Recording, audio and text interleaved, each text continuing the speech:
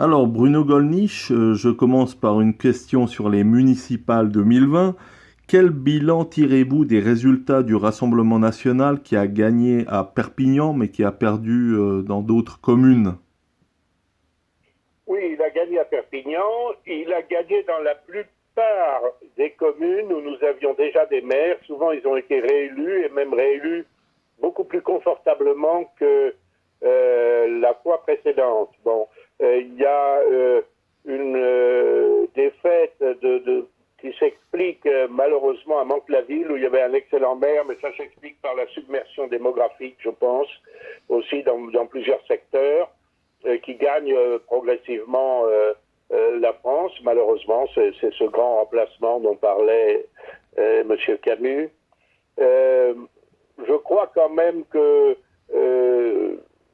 on aurait pu faire mieux peut-être en investissant plus tôt nos candidats, en ayant davantage de listes, avec peut-être plus d'ardeur militante à la base. Et ceci étant, la victoire de Perpignan est une grande victoire, mais c'est une victoire qui est faite avec une liste qui a réussi à unir des gens d'horizons droitiers, mais qui n'étaient pas tous de notre famille d'esprit. Ben, j'espère que ça va permettre de transformer l'essai. L'ancien Premier ministre François Fillon vient d'être condamné à une peine de 5 ans de prison, dont 2 fermes, pour une affaire d'emploi fictif. Avez-vous un commentaire à faire à ce propos? Oui, j'en ai plusieurs. J'en ai plusieurs. Je n'ai pas de sympathie particulière pour François Fillon. Nous avons été jeunes députés ensemble. Nous étions dans des bords différents. Il était dans le groupe, évidemment, qui soutenait le Premier ministre Chirac. C'était sous la présidence de Mitterrand, la première cohabitation. Et ce groupe pratiquait à notre égard un ostracisme et a voté une modification du mode de scrutin pour nous éliminer de la vie politique. Donc M. Fillon est un adversaire politique. Je dirais qu'il y a pire, si j'ose dire, c'est que quand j'ai moi-même été persécuté pour avoir remis simplement en cause la loi Guessot, avoir demandé dans une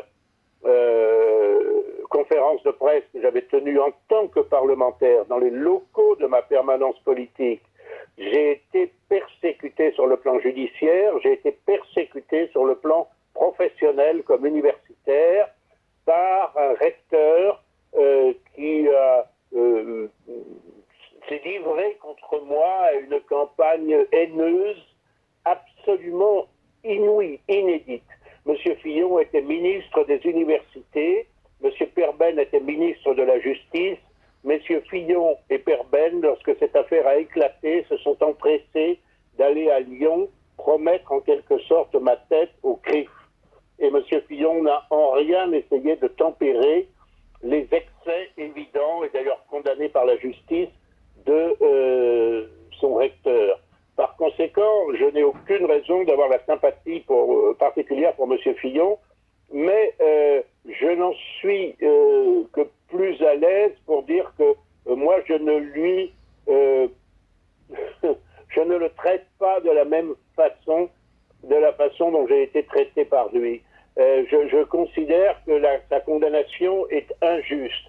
Pourquoi est-elle injuste? On peut penser que les époux Fillon étaient cupides, que M.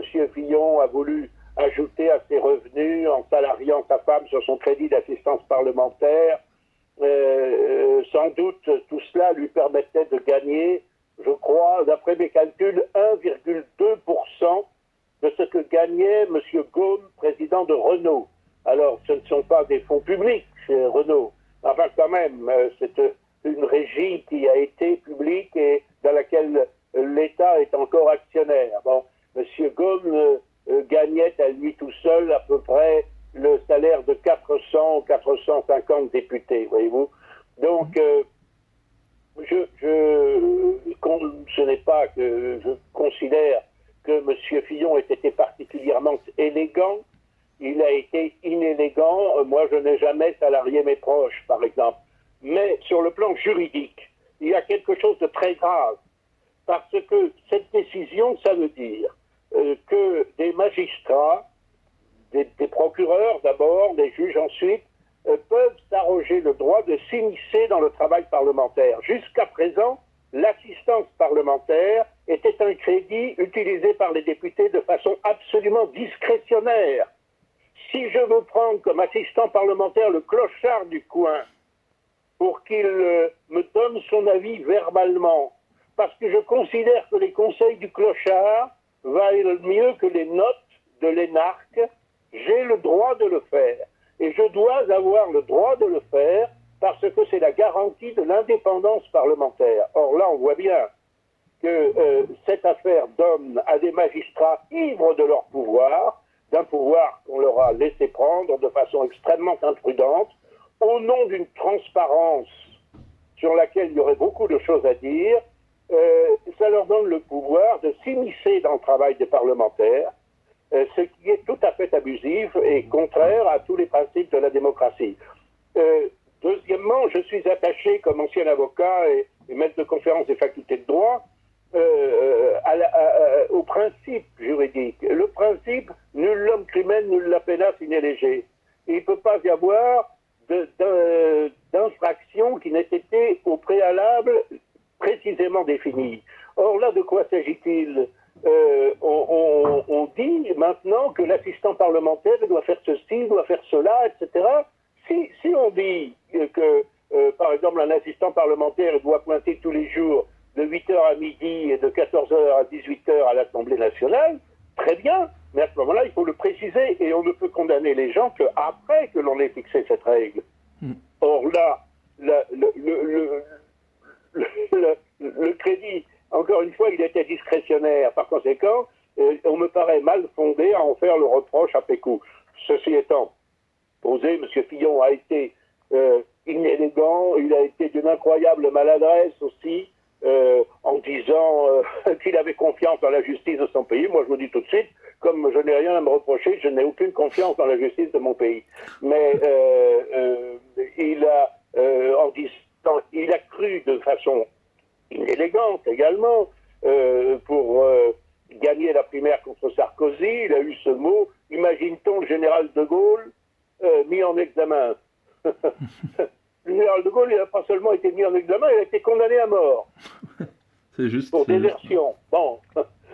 Alors, ça, c'était une pierre dans le jardin de Sarkozy. Évidemment, ça s'est retourné comme un boomerang contre lui, justice immanente.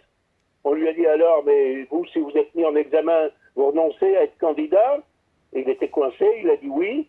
Et puis, les magistrats, instructeurs, se sont empressés de le mettre en examen et il n'a pu poursuivre sa campagne qu'en se déjugeant, qu'en se reniant assez piteusement. Donc tout ça est assez lamentable, je dois dire, c'est assez triste, mais quels que soient, encore une fois, les sentiments mitigés, c'est le moins qu'on puisse dire, que j'ai à l'égard de monsieur Fillon, je plains en revanche son épouse, parce que je sais que le rôle d'épouse d'un homme politique, c'est pas simple.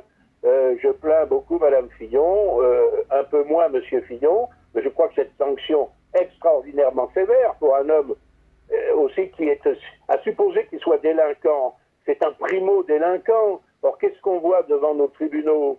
On voit des gens qui ont 5, 6, 8, 10 condamnations et dont on renouvelle indéfiniment le sursis. Il y a des multirécidivistes qui échappent à la prison. Là, je trouve que envoyer, je sais pas, un homme de, je sais pas, 70 ans ou quelque chose comme ça, en prison, encore une fois pour un délit qui n'était pas suffisamment précisé à l'époque de la commission des faits, ça me paraît tout à fait excessif. C'est un coup d'État judiciaire. D'accord. Alors, tout autre sujet, quel est votre avis sur l'importation en France du mouvement Black Lives Matter? Je considère que c'est désastreux, c'est affolant. Nous vivons peut-être les derniers moments du monde européen, de la civilisation européenne, qui a été cette civilisation gréco-latine, cette civilisation portée par des peuples européens qui se sont, c'est vrai, affrontés dans l'histoire, mais dont la civilisation a été l'une des plus brillantes que la Terre ait jamais portée, et qui succombe par une espèce de suicide collectif, et qui est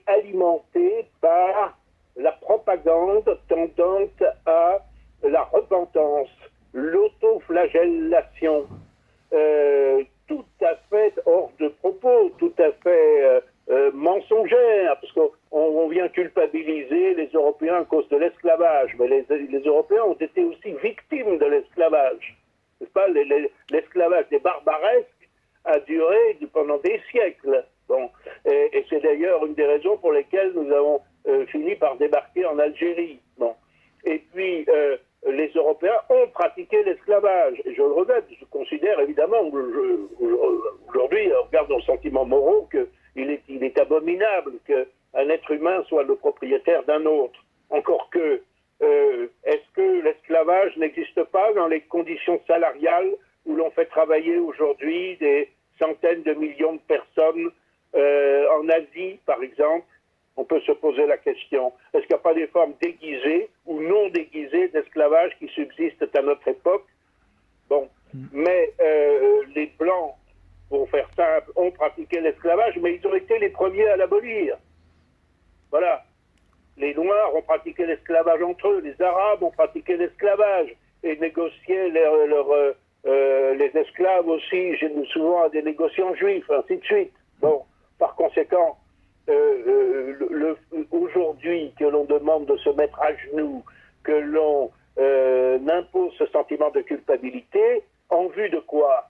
En vue pour faire croire au monde occidental qu'il est tenu dans cette Europe occidentale qui est un petit canton à l'extrémité du continent asiatique et qui est en déclin démographique, pour leur faire croire qu'ils sont tenus d'accepter des invasions qui ne sont pas toujours pacifiques. Car en France, la figure emblématique, c'est la famille Traoré. Cette famille Traoré, elle est en effet emblématique.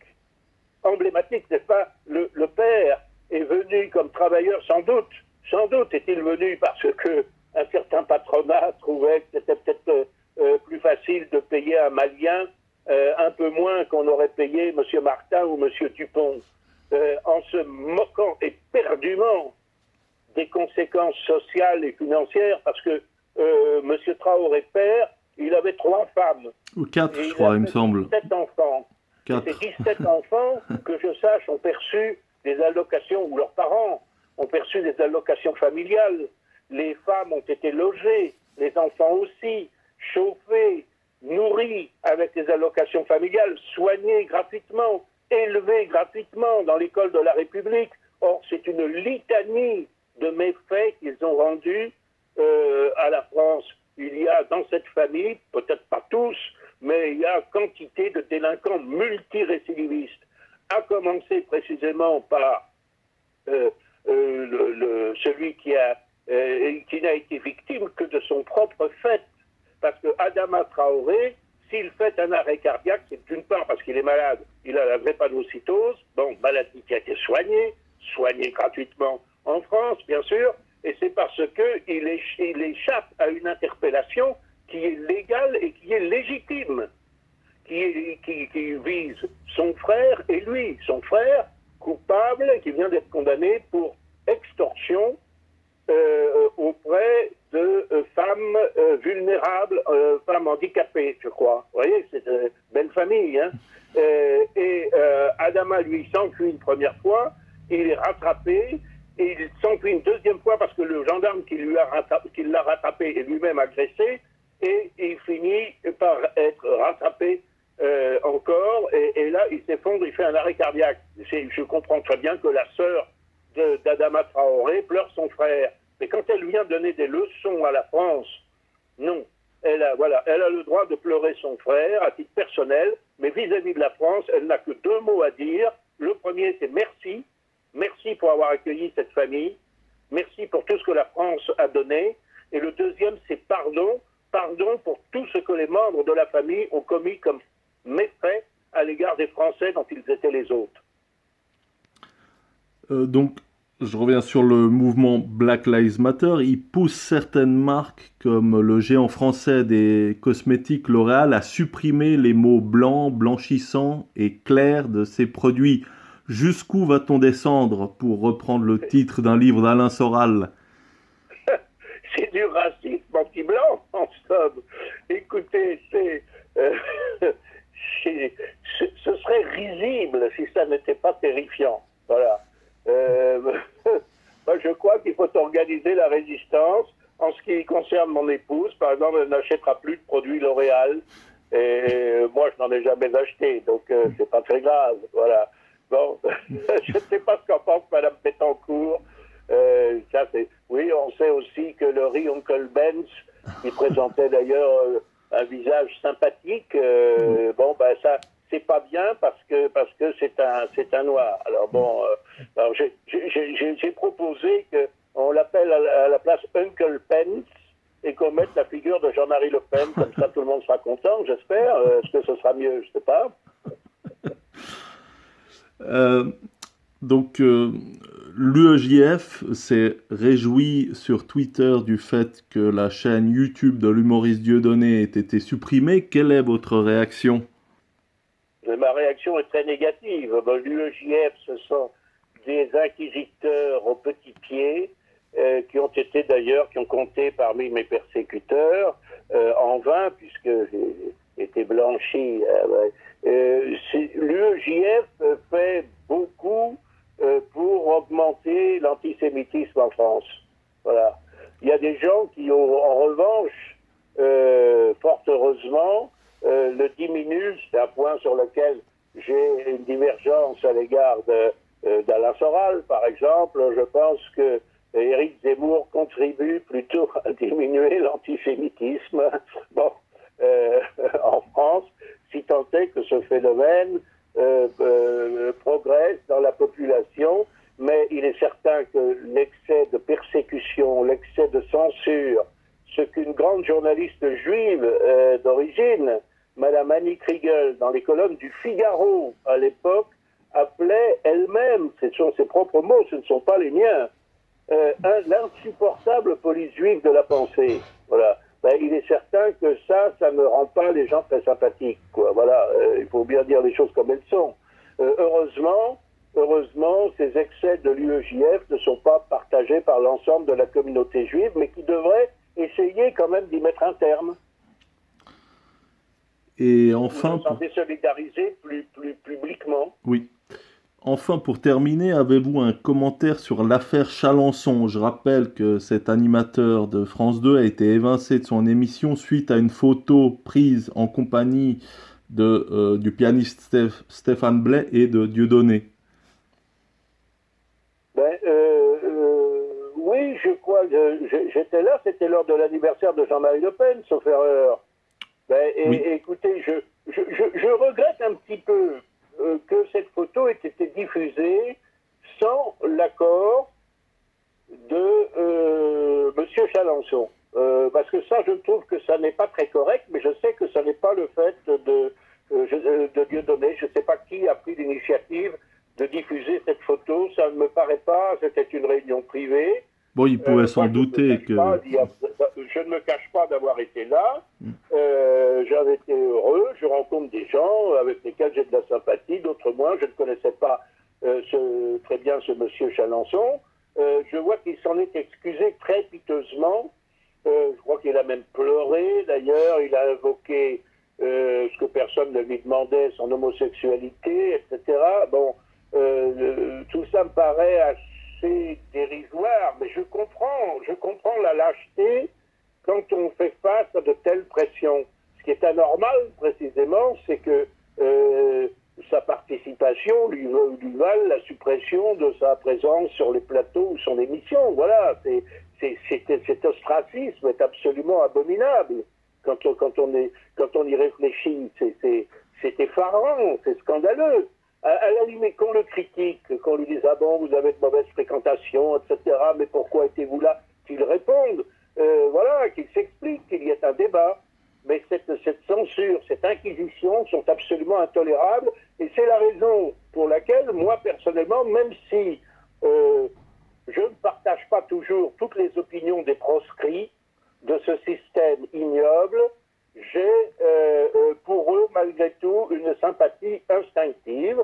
Et j'ai été personnellement heureux d'être à cette réunion amicale pour les 92 ans de Jean-Marie Le Pen.